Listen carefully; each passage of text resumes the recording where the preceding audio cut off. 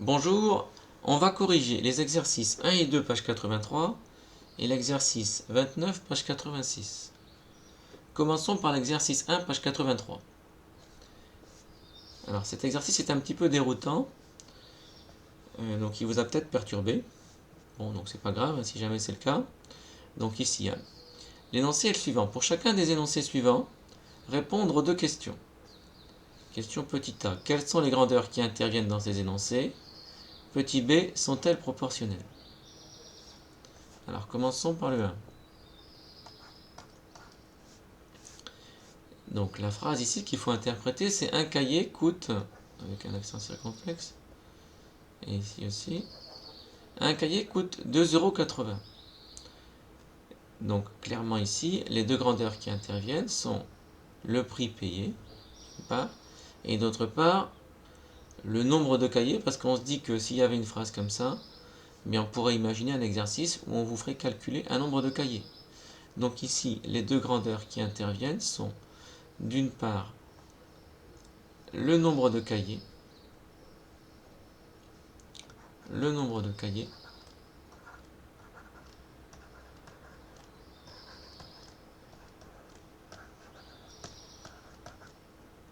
c'est le petit a, le nombre de cahiers et le prix payé en euros.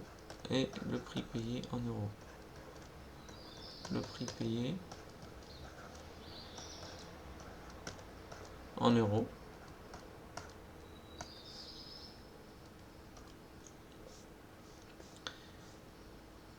Alors, ces grandeurs sont-elles proportionnelles?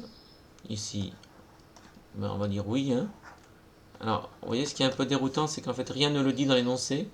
Mais en fait, dans beaucoup de problèmes, quand vous aurez ça, un cahier coûte 2,80 €, ça sous-entendra qu'en fait, il n'y a pas de réduction si jamais on achète beaucoup de cahiers, et que donc, voilà, une phrase comme ça dit que ça sous-entend, mais c'est pas évident, ça sous-entend, cela étant, donc il faut avoir l'habitude de ça, que le prix payé est proportionnel au nombre de cahiers.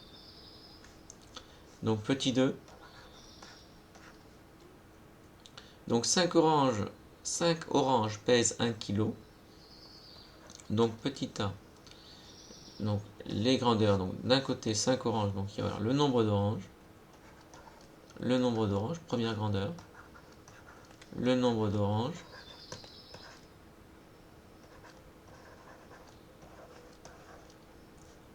et la masse d'orange, deuxième grandeur, et la masse d'orange, là il faut que je mette une unité, donc je vais mettre kilogramme. 5 oranges pèsent 1 kg, donc c'est première grandeur le nombre d'oranges, deuxième grandeur la masse d'orange. Est-ce que ces grandeurs sont proportionnelles? Alors je suis un peu embarrassé, je vais dire oui, parce que dans beaucoup de problèmes ce sera oui. Cela étant, on pourrait imaginer des problèmes dans lesquels il y aurait des grosses oranges et des petites oranges, donc des oranges un peu différentes, et auquel cas euh, la masse d'orange ne serait pas proportionnelle au nombre d'oranges. Alors c'est oui, mais peut-être non quand même. Alors là, je suis pas sûr en fait. Donc je vais mettre oui pour l'interrogation, parce qu'on pourrait imaginer des problèmes dans lesquels la masse d'orange ne serait pas proportionnelle au nombre d'oranges. Donc vous voyez que c'est un petit peu déroutant, je ne sais pas quoi répondre ici. Petit 3. Sébastien, un an, une dent. Donc là encore un énoncé un petit peu déroutant. Donc les grandeurs qui interviennent sont d'une part, et comme on vous dit, un an, une dent, donc c'est l'âge. Première grandeur. Alors en an, ou en année. Donc l'âge en an et une dent, donc, et le nombre de dents. Le nombre de dents. Le nombre de dents. Donc de Sébastien et les deux évidemment. Donc les deux grandeurs sont l'âge de Sébastien et le nombre de dents de Sébastien, sous-entendu. Donc petit b, sont-elles proportionnelles? Clairement non. Il n'y a pas de formule magique qui permet, à partir de l'âge, en multipliant par un coefficient, d'obtenir le nombre de dents. C'est pas possible, la relation est beaucoup plus compliquée que ça. Donc ici, ce n'est pas proportionnel. Passons au 4. 1 kg de fraises coûte 4,50 €. Donc petit a, 1 kg de fraises, donc c'est la masse de fraises en kilos. La masse de fraises en kilos et le prix payé en euros et le prix payé en euros. Ces grandeurs sont-elles proportionnelles? Oui. Très souvent, quand vous aurez ce problème-là, cette phrase-là, dans un exercice ou dans un problème, ça sous-entendra que le prix payé est proportionnel à la masse de fraises, autrement dit qu'il n'y a pas de réduction si on achète beaucoup de fraises, par exemple. Voilà, c'est comme ça, c'est vendu au kilo et donc c'est proportionnel. Petit 5. Tarif de musée, une entrée 8,20 €, 10 entrées 70 €. Donc les grandeurs qui interviennent sont petit a, le nombre d'entrées,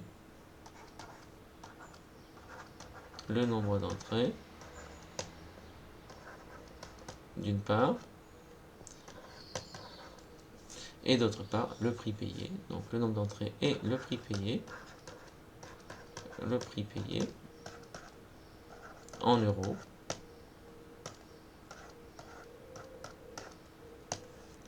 Sont-elles proportionnelles? Alors regardons, est-ce qu'il y a un coefficient? Donc en fait, une entrée pour aller à 8,20 €, si je fais donc manifestement il faudrait multiplier par 8,20. Je suis passé, donc là, si je le mets dans le tableau habituel, là, donc j'ai une entrée 8,20 €, donc forcément, si jamais il existe un coefficient, ce coefficient, ça ne peut être que 8,20 €. C'est la seule possibilité. Parce qu'on a dit qu'il fallait faire l'arrivée divisée par le départ, donc ici il faut multiplier par 8,2. Or, manifestement, ça ne marche pas pour 10, parce que pour 10, il faudrait obtenir 82, et on n'obtient pas 82. Donc c'est que ce coefficient, il n'existe pas. Autrement dit, que les grandeurs ne sont pas proportionnelles. Donc ici, les grandeurs ne sont pas proportionnelles. On le voit parce qu'il n'existe pas de coefficient de proportionnalité qui permettrait de passer ici de là à là en multipliant par un coefficient. Ce coefficient, il n'existe pas. Il n'y en a pas. C'est pas possible de le trouver parce qu'il ne peut pas valoir en même temps. Vous voyez, de là à là, il devrait valoir 8,20 €, alors que de là à là, il devrait valoir 7 €. Donc c'est pas possible d'être à la fois égal à 8,20 € et à 7 €. Donc les grandeurs ne sont pas proportionnelles. Passons maintenant à l'exercice 2, alors qui lui est plus classique et moins déroutant que le précédent. Donc les tableaux ci-dessous traduisent-ils une situation de proportionnalité? Bon, ben là on regarde, on voit que le coefficient, il est assez évident à trouver, hein. C'est x 7, cette fois-ci il va marcher pour tout le monde. Alors si on veut rédiger comme dans le cours, eh bien on écrit, on calcule séparément le coefficient par colonne, on calcule séparément.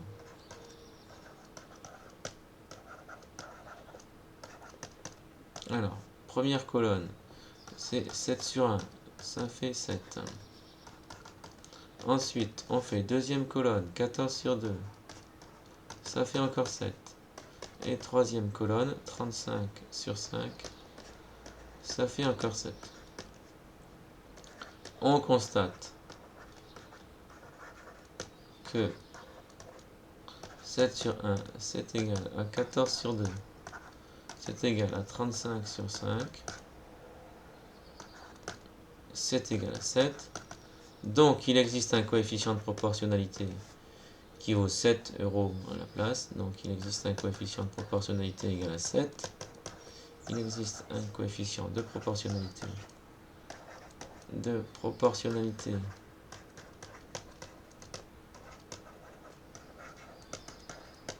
égal à 7.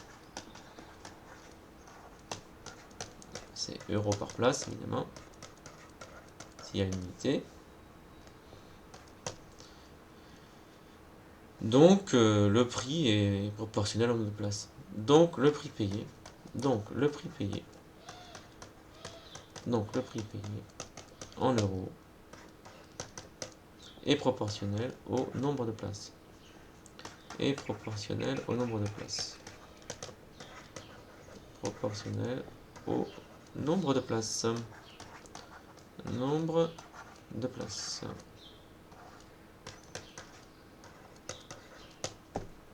Passons maintenant au B. Alors on fait pareil, on regarde est-ce qu'il y a un coefficient.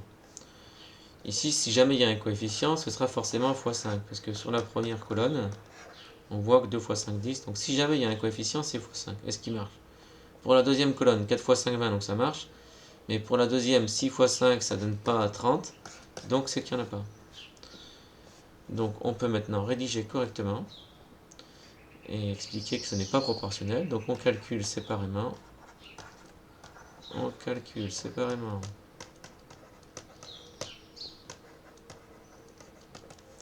Alors, premier coefficient, 10 sur 2, ça fait 5. Ensuite, 20 sur 4,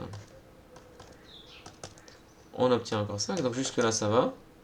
Mais quand on fait le troisième, donc 28 sur 6, alors 28 sur 6, ça tombe pas pile, mais on va le faire à la calculatrice. Ce qui est sûr, vous voyez, c'est qu'on va pas trouver...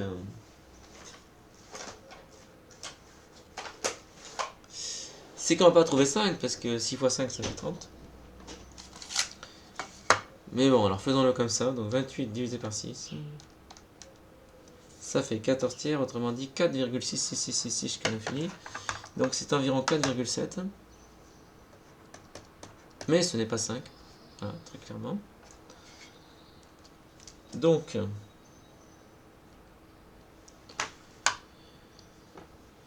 on constate que c'est pas égal, quoi. On constate que... Alors, il suffit de montrer qu'il y en a deux qui sont pas égaux. Donc par exemple, on va prendre par exemple la première ligne, enfin la première colonne et la dernière colonne. On constate que 10 sur 2, ce n'est pas égal à 28 sur 6. Donc, il n'existe pas de coefficient de proportionnalité. Donc, il n'existe pas de coefficient de proportionnalité. Il n'existe pas de coefficient de proportionnalité.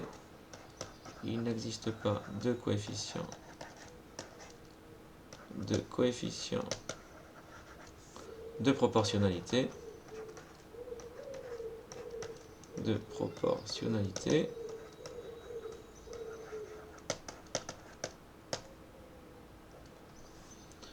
Donc, c'est pas une situation de proportionnalité.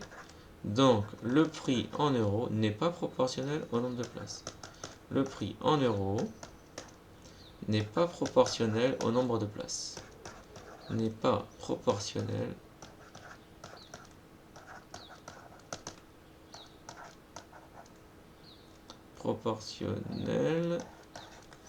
au nombre de places. Au nombre de places. Au nombre de places.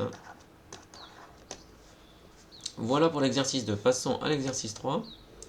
Plus exactement à l'exercice 29. Donc les tarifs d'un parking sont présentés ci-contre. Le prix payé est-il proportionnel au temps passé dans ce parking? Alors, regardons ici pour le petit a. Donc, 1 heure. On a dit 4,30 €. Alors, je vais le mettre comme on a l'habitude de le mettre dans un tableau. Sans faire le tableau, là. Mais voilà. 2 heures. 8,60 €. 3 heures, 13 €.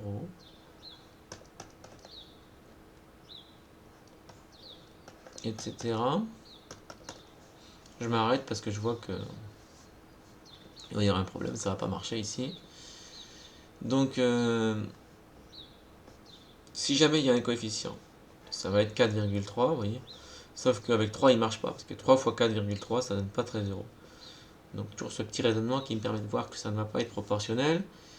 Mais bon, à rédiger, c'est plus simple de le rédiger un peu comme ça de façon systématique. On calcule séparément. Une fois que j'ai bien compris, une fois qu'on a bien compris la situation. Donc 4,30, 4,3 sur 1. Bon, forcément, ça fait 4,3. Ensuite, 8,6 sur 2. Alors là, ça marche pour l'instant. Sauf que à partir du troisième, ça marche plus. Parce que je n'obtiens pas exactement 4,3.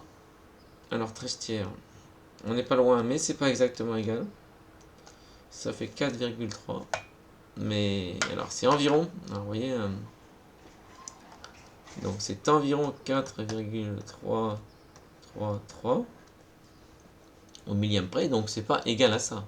Donc forcément, c'est pas égal. On constate que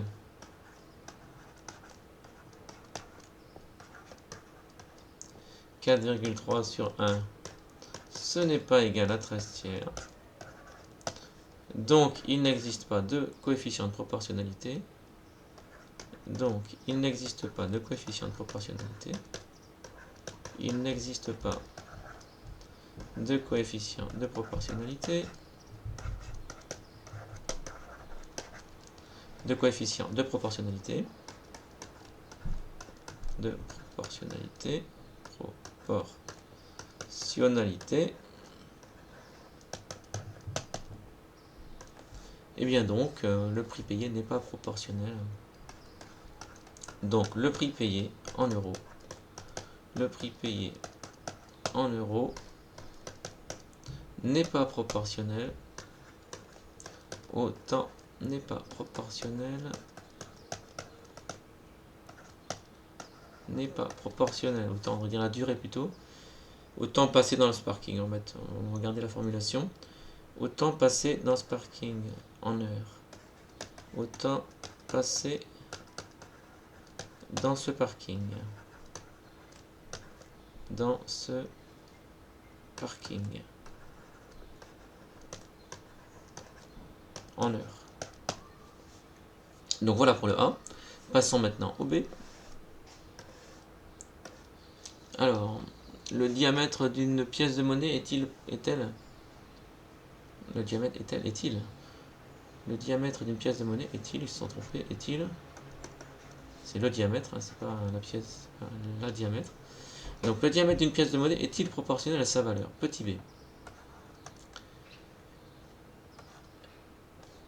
Alors, évidemment, donc ça il faut avoir l'habitude des pièces de monnaie. Alors, on pourrait imaginer un système dans lequel ce serait vrai, mais donc là c'est clairement, la réponse est non.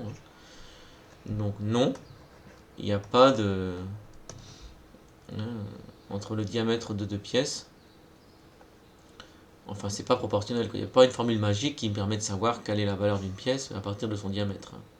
Alors il faudrait vérifier que effectivement ça marche pas, et donc de fait c'est non, quoi. Il n'y a pas de formule qui permet de passer un... Mais il faudrait avoir les données, si je les ai pas, mais bon on sait très bien qu'avec les pièces, quand on a un peu l'habitude, c'est pas bon, il n'y a pas de formule magique qui permet à partir du diamètre d'une pièce de monnaie d'obtenir sa valeur en multipliant par un coefficient qui serait toujours le même. La réponse est non. Il n'existe pas de coefficient de proportionnalité, donc ce n'est pas proportionnel. Donc je ne refais pas de phrase ici, donc je réponds juste non. Petit c. Le nombre de livres lus dans le mois est-il proportionnel à l'âge du lecteur? Bon, là encore, la réponse est non. Il n'existe pas de formule qui me donne le nombre de livres lus dans le mois à partir de l'âge du lecteur. Bon, donc la réponse, là encore, c'est non.